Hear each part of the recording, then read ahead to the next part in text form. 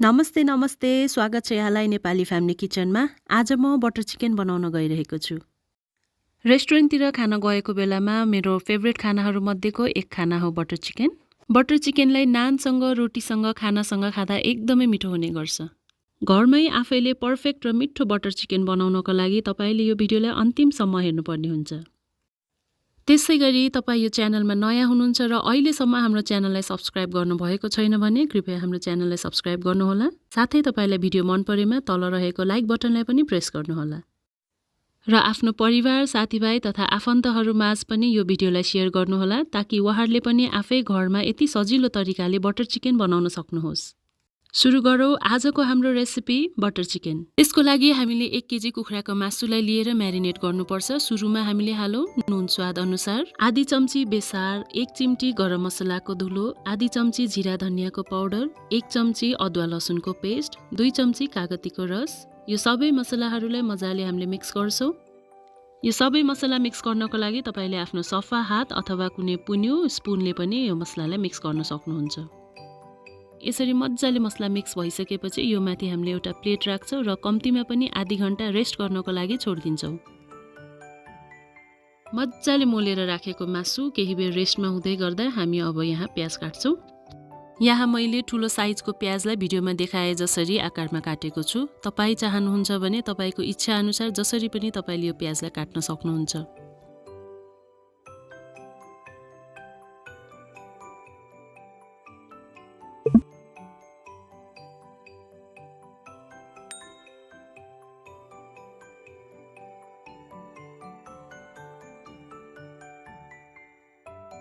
त्यसै गरी मैले यहाँ 6 देखि 7 वटा जति रातो पाकेको टमाटरलाई काट्दैछु। टमाटर काट्नको लागि कुनै पनि शेप चाहिँदैन, हामीले यसलाई पकाएपछि ग्राइन्ड गर्नुपर्ने हुन्छ। अब मैले ग्यासमा एउटा प्यान बसालेँ। यो प्यानको पिठ भरिने गरी मैले तेल हालेको छु। तेल हल्का तातो भइसकेपछि हामीले यो प्यानमा अट्ने जति चिकन पिसलाई हाल्छौँ र तल तल फ्राई हुनलाई छोडिदिन्छौँ। तलतिर मजाले गोल्डन फ्राई भइसकेपछि हामीले यसलाई अर्को साइडमा फर्काएर एकछिन फ्राई गर्नलाई छोडिदिन्छौँ।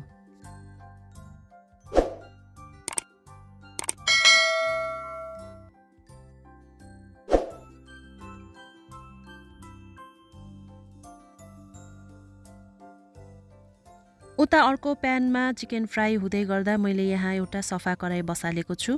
यसमा मैले बाँकी रहेको चिकनको पिसलाई हालेर फेरि त्यही तरिकाले फ्राई गर्दैछु। यो चिकनलाई हामीले फ्राई गर्दाखेरि मिडियम टु लो हिटमा पकाउनु पर्छ ताकि यो मजाले पाकोस्। हाई हिटमा हामीले पकाउँदा मासु बाहिरबाट पाकेको जस्तो क्रन्ची देखिन्छ तर भित्र भने राम्रोसँग पाकेको हुँदैन। अब यो चिकन दुई साइडमा राम्रोसँग फ्राई भइसकेपछि हामीले एउटा एउटा गर्दै अर्को प्लेटमा हामीले यसलाई खन्याउँछौँ।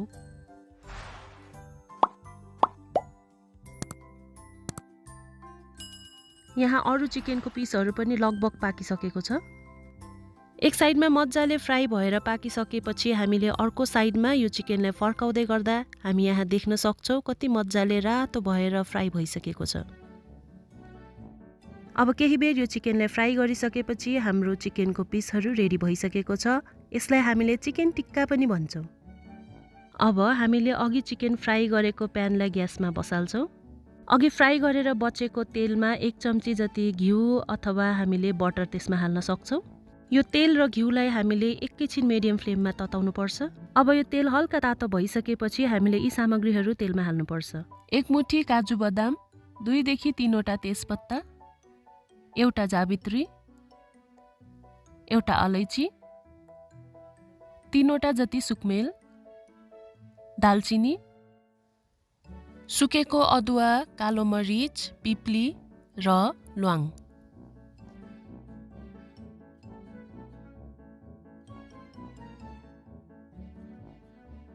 ग्यासको आँच हामीले मिडियम टु लोमा राखेर यी सबै सामग्रीलाई हालेर चलाउँछौँ। अब त्यसपछि अघि हामीले काटेर राखेको प्याजलाई हाल्छौँ र यसलाई चलाउँछौँ।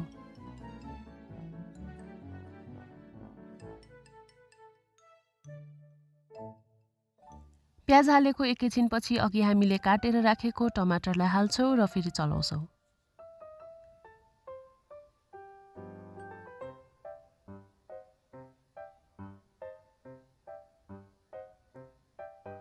अब यसमा हामी हाल्छौँ नुन स्वाद अनुसार, थोरै जिरा धनियाको पाउडर, 1 चम्ची अदुवा लसुनको पेस्ट र यसलाई मजाले चलाउँछौँ। त्यसपछि हामी हाल्छौँ बेसार,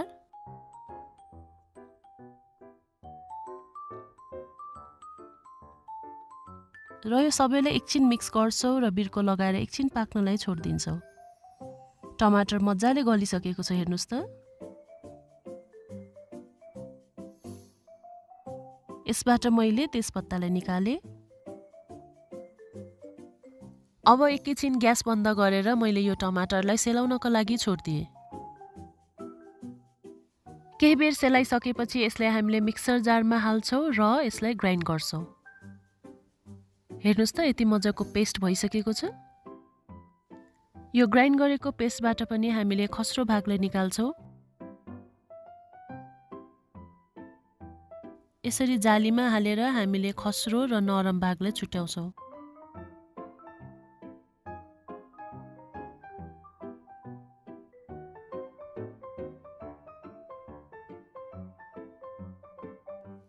जालीमा हामीले छुट्याउँदाखेरि यो खस्रो भाग चाहिँ हामीले अलग्गै राख्छौँ र मुनि हामी हेर्न सक्छौँ यति मजाले नरम पेस्ट बनेको छ। अब फेरि हामीले ग्यासमा एउटा सफा कराई बसाल्छौँ। 3 चम्ची तेल हाल्छौँ, 1 चम्ची घिउ हाल्छौँ, 1 चम्ची जिरा धनियाको पाउडर, आधी चम्ची बिरे नुन, आधी चम्ची बेसार, आधी चम्ची गरम मसला र 1 चम्ची जति कसुरी मेथी हामीले एकैचोटि तेलमा हाल्छौँ। यसलाई बिस्तारै चलाउँछौँ।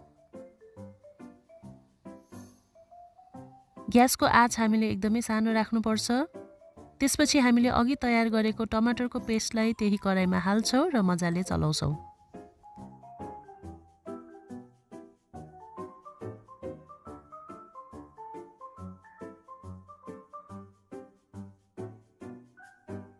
हाम्रो यो टमाटरको ग्रेभी लगभग पाकिसकेको छ। अब यसमा हामी हाल्छौँ अघि फ्राई गरेर राखेको कुखुराको मासु अथवा चिकन टिक्का।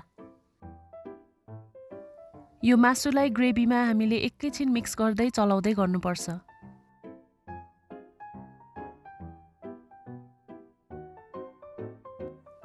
चलाएको केही बेरपछि हामी त्यसमा हाल्छौँ 2 चम्ची फ्रेस क्रिम। यो हामीले दुधको तरबाट निकालेर राखेका थियौँ। त्यसपछि मैले हालेँ 1 चम्ची घिउ, थोरै कसुरी मेथी छर्केको छु,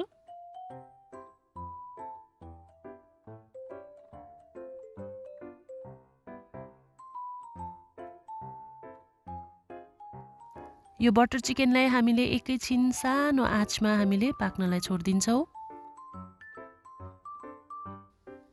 हेर्नुहोस् त, हाम्रो बटर चिकन लगभग पाकिसकेको छ। यसलाई अब फेरि एकैछिन चलाउँछौँ।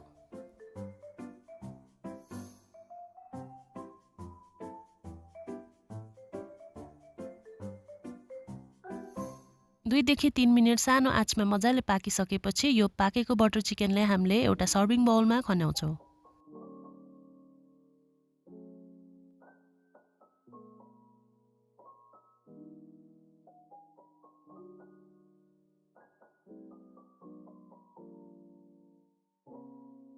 यसको माथि मैले थोरै घिउ हालेँ। यसमा हामीले बटर पनि हाल्न सक्छौँ। 2 चम्ची फ्रेस क्रिम हालेँ, थोरै कसुरी मेथीलाई छर्केको छु। हाम्रो एकदमै मिठो अनि खाउ खाउ लाग्दो बटर चिकन पनि तयार भइसकेको छ। तपाई पनि यस्तै तरिकाले मिठो मिठो बटर चिकन बनाएर आफ्नो घरमा परिवारसँग खाएर इन्जोय गर्न सक्नुहुन्छ।